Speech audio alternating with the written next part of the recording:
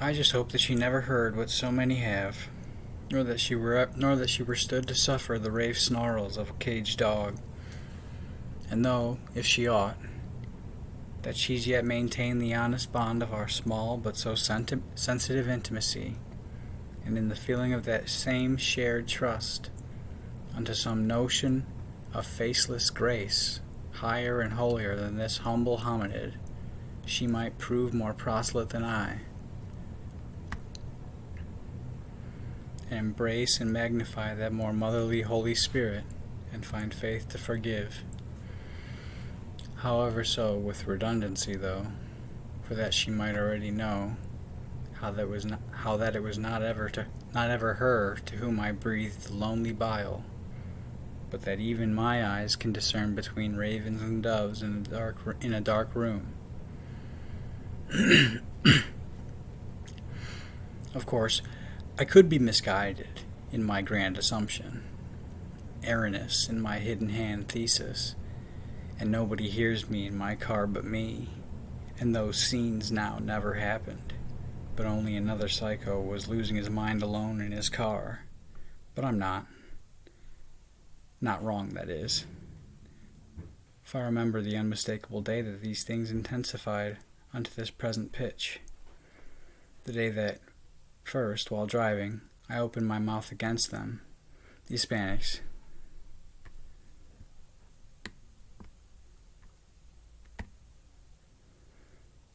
In English speech, strikingly similar to theirs and well impersonated, and later that night I heard something of myself in the desperate shouts of a dog's bark somewhere in the disquieted distance, while I walked alone in the dark, and before that some homo honchos were waiting for me in a deserted McDonald's parking lot.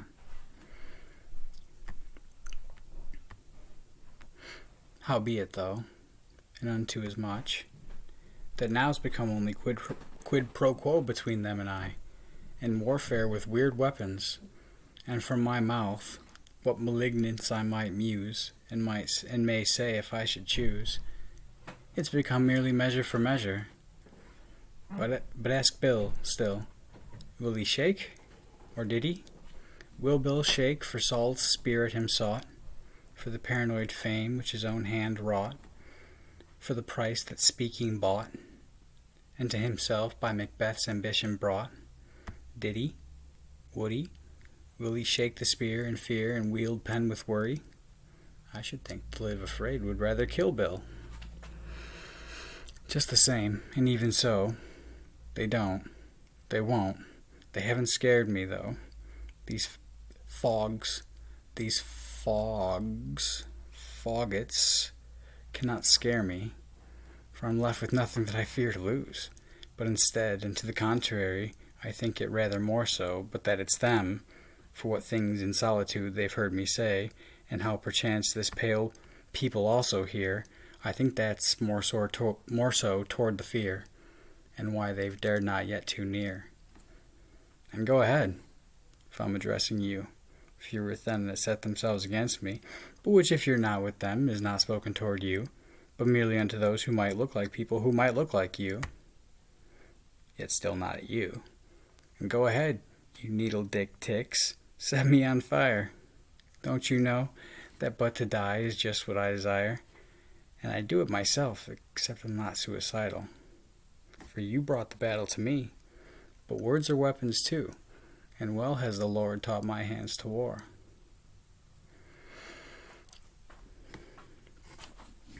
I had forgotten about her for a long time.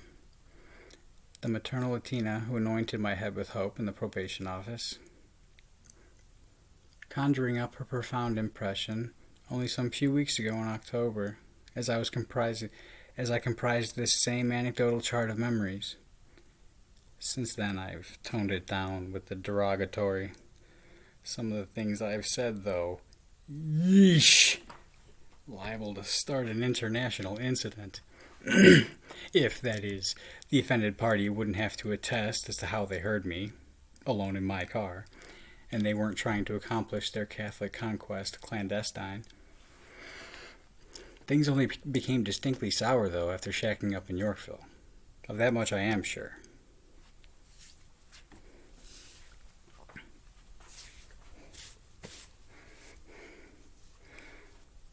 Yorkville, the place of Hastert, whose precedents they perpetuate, undoubtedly, and proudly, also undoubtedly, and whose loathsome oaths they secretly chant in dark rituals, one can only assume. Driving, passing a pee-wee football practice, talking out loud, slight southernness to draw. I like how they dress up them little boys with the football helmets like stiff little wainers. That's it, boys. Rub up all rough and aggressive like with them other little boys. Get all nice and sweaty and gross and stinky like. Woo, that's it, Ricky. Y'all each you boys make sure to give Ricky a pat on his supple little fanny. All right, boys, good practice. Now huddle up and take a kneel. Come on now, boys, let's hustle. Good. Now get on your knees and close your mouths and bow your heads. The speaker's lair. We thank you, Dennis Hastert, our likeness under heaven, ravenous and rapacious and recurring over and over be thy way. May secrets all thy secrets stay, then fly away, in hell as it is in high school.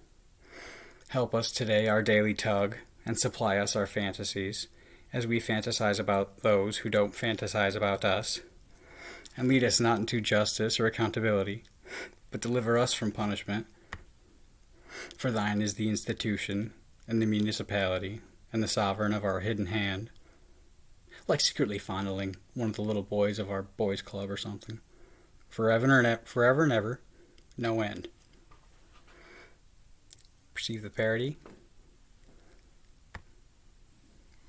And when the Lord promised that he would start a fire, how said he also that he should feel if he should return and find the place already ablaze? Did he say he would be angry? I texted it to myself in July, the lead-in, the satire, and the layer, while walking on the treadmill at the gym, having for the car's speakers perform the piece impromptu after passing the practice and the drive there. This morning at the plasma place, there was even a line to fill out the electronic questionnaire. 65 touchscreen answers that must provide, prior to then standing in line to wait to be screened. And I was bored while standing there. So I started scrolling the long digital conversation roll of texts that I send me to myself on my phone unto itself. That's the way I take notes when I'm out and about, to then scribble them later in my notebook on more permanent paper.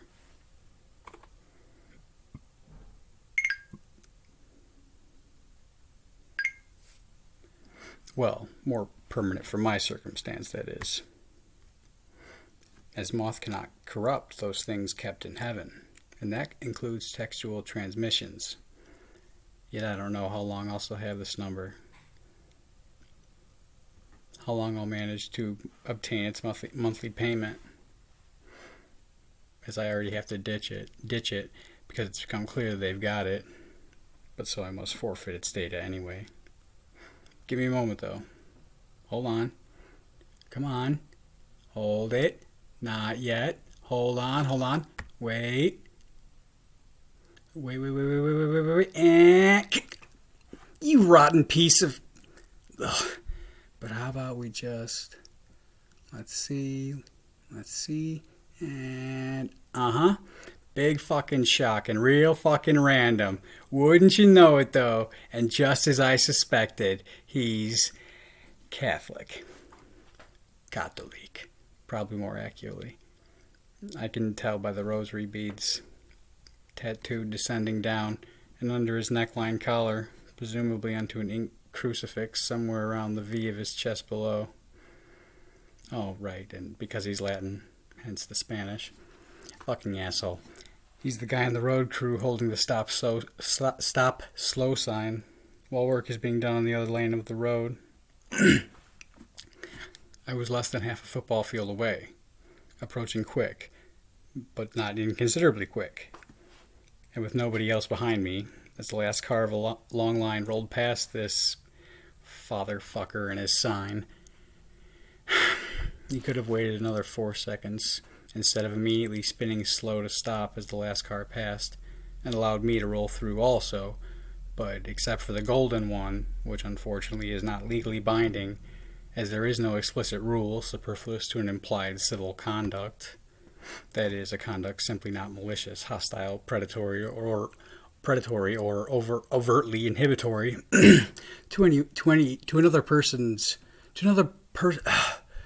or overtly inhibitory to another's personal property, liberties, or public engagement, making it mandatory to be polite or conscientious. Of course, he was not. And instead, I'm stuck here next to this this padre confessor, or papa. And just me alone, too. There's nobody behind me. So this guy, this hombre, could have been cool to a stranger, risking whatever hypothetical inconvenience he might have incurred, whatever reproach he might have possibly endured, as worst case outcome and whole potential cost unto himself of showing another person some small but meaningful decency, and literally all of 4 total seconds would have been lost to the local universe, comprised entirely of the road crew and the cars on the other side of them waiting in the opposite lane, over which he may also have never heard any complaint either.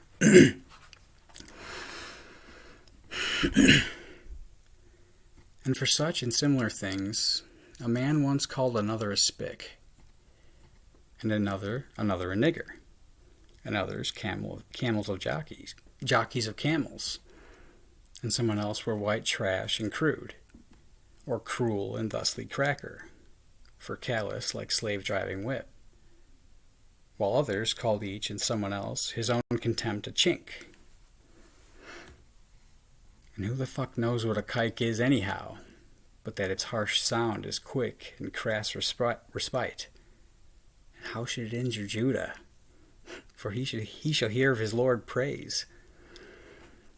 Howbeit, each, however, before his bad verbiage, beheld or endured but the same base or inconsiderate or selfish disharmony displayed in another, yet named a different color to the same plain shade, though all but behaved hatefully, and so only too wholly like humanity, and adhered to the cold hubris that man creates and constantly validates of himself. Meh. Anywho, and anyway, I have the car in park now, to give you an idea, and it's going to be a while. They're taking advantage of this opportunity after the traffic tumult of the morning rush to accomplish a task that requires the closure of both lanes for a stretch of several minutes, and dump truck backed in, which is to obstruct the passage completely. Damnation! If I had remembered that there was road construction in the midst, I would have taken a different route than 31. But how should I have then began pondering our discussion of chance occurrences, if went another way, on this my 31st special day? Or how then else should I have started juxtaposing perchance and prerogative?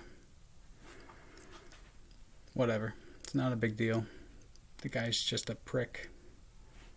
At least it's an opportunity to pack for myself a little something more, to appease my pyro herbivore, and lift a little bit taller my high that's still at height. Time was, though, or has been, since almost a year ago, but mostly in the last 4 months or so, and likely still would be but for one day's difference, if it weren't this one day, heavy and pensive, silent, somber, and the carriage were mine own and not mine aunt's, in which instances of dialogue shared with the dashboard at first were harmless to whoso might hear, and void of victim, complaining about traffic and the obnoxiously outdated infrastructure, coming up with social commentary and comedic routines for fun and for lack of a functioning radio. Not too far removed, though, this sort of blatant bullshit would have began me blathering bad things and breath better left behind my throat whether this Chihuahua chud was standing here or not. But he's reluctant to look anywhere this way, so it wouldn't matter one way or the other. There's contention, though, which they seem to adhere to, wherefore they don't just kill me, despite while they've listened closely, yet they make their displeasures known. Howbeit, still, it's not something that I get to relish in or glory over. What support afar off and help from places higher than I, which I perceive. I can only imagine how frequently my silent surveillors, who should even be as my interested benefactors, of which it's absurd, but that there must be someone, for that I simply would not still be here, except that somebody, or some ostentatious omniscient, showing off skill to keep soundly secure such audacious stupidity, has seen to my safety, albeit that Satan obeyed to spare but Job's life alive. How they've savored my bemoaning my lashings, and regretted how Jeremiah would call them the Lord our righteousness, the eyes and the ears of a concerned collective, and the discreet dispatch of intercessors engaged in a more honest dissemblance. The Lord our righteousness, that the patience of a people shall be its virtue, that the people should protect a precocious toddler throughout, and despite his tantrums, and since they would all have rather hanged me by my dog's leashes, and for that I run my mouth, as though it were even possible that my any insight wasn't, before I spoke, already superseded by my circumstance, or could be at all taken seriously, or as though I was on someone's team beyond what color I wear, that is, look, or being white, do not, or lack, or were anyone's teammate, and weren't else, even to myself, void of all confidant, for I can so hardly trust my own interpret. How often they've all more so wanted to smack me like a petulant child. Like, you dumb pissant, you're just the voodoo doll that we prick, but to watch them react to your frustration. You're our tool, you're not our friend. And when we're done, and moving on, to wherever we locusts go, for your wages, and which were as the happy best and noblest of our intentions regarding you, besides the shapeless shadow of our impression, we'll leave you with your life, which you long ago lost if left to your own loud mouth.